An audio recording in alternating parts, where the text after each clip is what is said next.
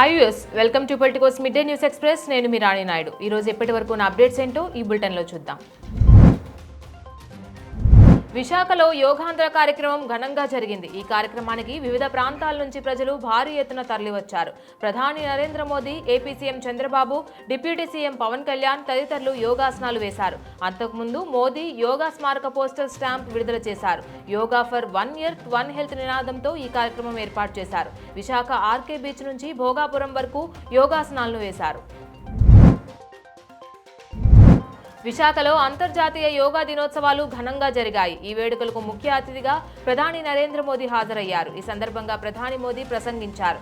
అందరికీ అంతర్జాతీయ యోగా దినోత్సవ శుభాకాంక్షలు. యోగా ప్రపంచ దేశాలను ఏకం చేసింది. యోగా దినోత్సవ ప్రతిపాదనకు 175 దేశాలు మద్దతునిచ్చాయి. 175 దేశాల్లో యోగా చేయడం సాధారణ విషయం కాదు అంటూ వ్యాఖ్యానించారు. ప్రపంచ యోగా దినోత్సవం భారతావనికి దక్కిన గొప్ప గౌరవమని AP deputy CM Pawan Kalyan అన్నారు. విశాఖలో ఏర్పాటు చేసిన యోగాంధ్ర కార్యక్రమంలో ఆయన మాట్లాడారు. మోదీ సమక్షంలో చంద్రబాబు కృషితో ప్రపంచ రికార్డు సాధించబోతున్నాం. యోగా విశిష్టతను ఋగ్వేదం చెబితే దాన్ని మోదీ విశ్వవ్యాప్తం చేశారు అని పవన్ తెలిపారు.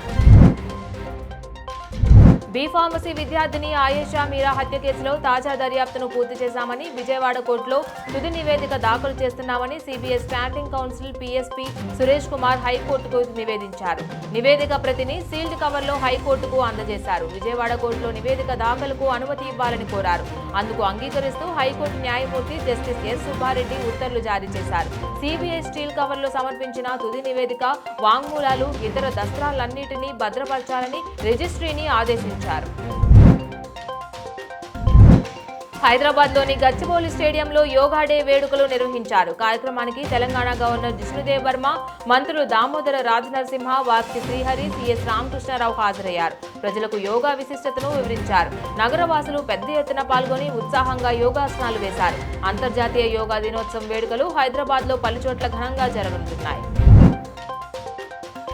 ఫోన్ అక్రమ ట్యాపింగ్ కేసులో 4 విడతలుగా పొంతనలేని సమాధానాలు చెబుతూ వచ్చిన ప్రధాన నిందితుడు ప్రభాకర్ రావు తాజాగా కొత్త పల్లవి అందుకున్నట్లు కనిపిస్తోంది. 5వ విడతగా ఆయన్ని సిట్ విచారించింది. తనకు నాటి డీజీపీ చెబితేనే అప్పట్లో ఫోన్ ట్యాపింగ్ పాల్పడ్డానని, నాటి ప్రభుత్వ పెద్దలెవరూ కూడా తనకు ఈ విషయంలో ఆదేశాలు ఇవ్వలేదని ప్రత్యేక సిట్కు తాజాగా వివరణ ఇచ్చినట్లు తెలుస్తోంది. ప్రణీత్ రావు, భుజంగరావు, రాధాకిషన్ రావు, తిరుపతన్న అంతా కూడా ప్రభాకర్ రావు చెప్పినట్లే పనిచేశామని ఇప్పటికే సిట్కు వాంగ్మూలం ఇచ్చిన సంగతి కూడా తెలిసిందే.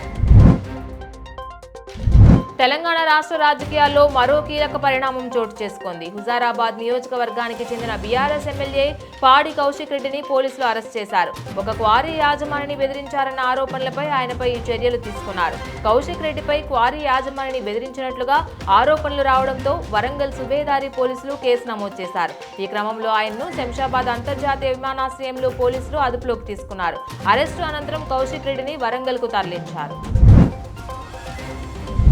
గ్రూప్ 1 పరీక్షల్లో జరిగిన అక్రమాలపై అభ్యర్థులు చేస్తున్న పోరాటానికి అండగా ఉంటానని కేంద్ర హోంశాఖ సహాయ మంత్రి బండి సంజయ్ తెలిపారు. పలువురు గ్రూప్ 1 అభ్యర్థులు కరీంనగర్లో ఎంపీ క్యాంపు కార్యాలయంలో ఆయన కలిశారు. గ్రూప్ 1 పరీక్షల్లో అక్రమాలు జరిగాయని మంత్రికి తెలిపారు.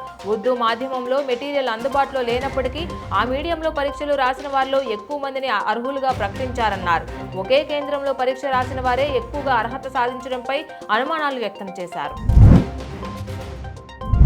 ఉగ్రవాదం విషయంలో భారత్ వైఖరిలో స్పష్టమైన మార్పు వచ్చిందని, ఇకపై ఉగ్రవాదానికి భారత్ బాధితురాలిగా మిగిలిపోదని, ఉగ్ర చర్యలకు శక్తియుక్తులై వ్యూహాత్మకంగా బదులిస్తుందని రక్షణ మంత్రి రాజ్నాథ్ సింగ్ స్పష్టం చేశారు. జమ్మూ కాశ్మీర్లోని ఉధంపూర్లో నార్థన్ కమాండ్ వద్ద సైనికులతో ఆయన ముచ్చటించారు. ఈ సందర్భంగా ఆయన మాట్లాడుతూ ఆపరేషన్ సింధూర్ ద్వారా ఉగ్రవాదులకు, వారిని ప్రోత్సహిస్తున్న వారికి నవభారతం దృఢంగా నిశ్చయంగా ఉందని, ఉగ్రవాదానికి బాధితురాలిగా ఉండబోదని, శక్తితో వ్యూహంతో ప్రతిస్పందిస్తుందని బలమైన సందేశం పంపామని అన్నారు. ఇరాన్, ఇజ్రాయెల్ మధ్య పరస్పర దాడులు కొనసాగుతున్నాయి. ఈ క్రమంలో అమెరికా అధ్యక్షుడు డొనాల్డ్ ట్రంప్ టెల్ అవీవ్ను ఉద్దేశిస్తూ కీలక వ్యాఖ్యలు చేశారు. తమ సాయం లేకుండా ఫోర్డ్లోని భూగర్భ అణు కేంద్రాన్ని నాశనం చేసే సామర్థ్యం ఇజ్రాయెల్కు లేదన్నారు. న్యూజెర్సీలో విలేకరులతో మాట్లాడుతూ ఆయన ఈ వ్యాఖ్యలు చేశారు. ఇజ్రాయెల్ ఇప్పటి వరకు జరిపిన దాడుల్లో గణనీయమైన సైనిక లాభాలను సాధించిందని ట్రంప్ పేర్కొన్నారు.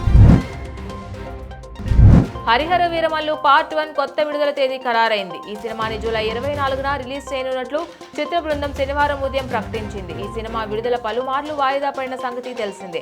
ఎట్టకేలకు ఈ నెల 12న బాక్సాఫీస్ ముందుకు రావాల్సి ఉండగా మరోసారి పోస్ట్ పోన్ అయింది. పవన్ కళ్యాణ్ రాజకీయాల్లో బిజీగా ఉండడం తదితర కారణాలతో ఈ మూవీ షూటింగ్ వాయిదా ఆలస్యమవుతూ వచ్చింది. క్రిష్ కొంత భాగం తెరకెక్కించిన తర్వాత నిర్మాత ఏఎం రత్నం తనయుడు జ్యోతికృష్ణ దర్శకత్వ బాధ్యతలు తీసుకున్నారు. ఇవి బులెటిన్ అప్డేట్స్. ఇక మరిన్ని అప్డేట్స్ కోసం stay tune to Politicos media. Please subscribe to the channel and download the Politicos app from the links in the description.